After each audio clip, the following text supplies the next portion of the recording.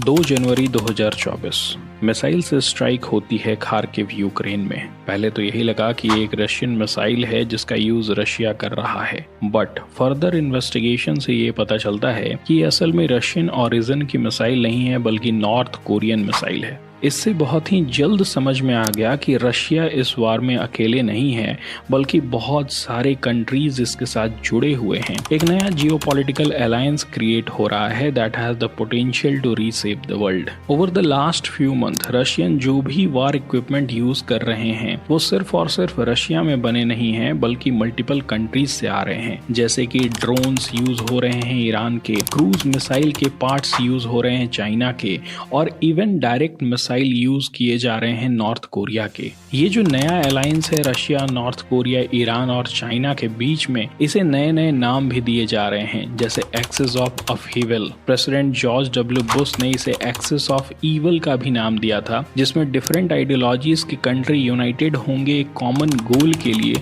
और वो गोल कहीं ना कहीं वेस्टर्न इन्फ्लुएंस को कम करने का है। अगर डिफरेंट आइडियोलॉजीज की बात करें तो ये रियलिटी है कि रशिया एक ऑटोक्रेटिक माफिया स्टेट है, ईरान एक इस्लामिक थियोक्रेसी है, नॉर्थ कोरिया में डिक्टेटरशिप है, चाइना एक कम्युनिस्ट सुपर पावर है। इन सारे कंट्रीज की आइडियोलॉजीज डिफरेंट हैं बट ये यूनाइटेड हैं to undermine the influence of USA and its allies. और इन सारे कंट्रीज के अलग अलग मोटिव हैं। रशिया फिर से सोवियत एरा के कंट्रीज पर कंट्रोल करना चाहता है। ईरान 1979 के रेवोल्यूशन के बाद से ही अपनी पकड़ मिडिल ईस्ट में बनाने की कोशिश कर रहा है। नॉर्थ कोरिया साउथ कोरिया को कॉन्क्वेयर करना चाहता है। चाइना का एम्बिशन साउथ ईस्ट एशिया पर अपना प्रभुत्व जमाना है और साथ साथ ताइवान को भी अपने अंदर मिलाना है। एंड फॉर दीज रीजन ये कंट्री एक दूसरे को काफी हेल्प कर रहे हैं। सबसे इंपॉर्टेंट पॉइंट ये है कि यूनाइटेड स्टेट्स ने रशिया के ऊपर, ईरान के ऊपर, नॉर्थ कोरिया के ऊपर पहले से इकोनॉमिक सैंक्शंस लगा दिए हैं और ये कंट्री एक साथ मिल करके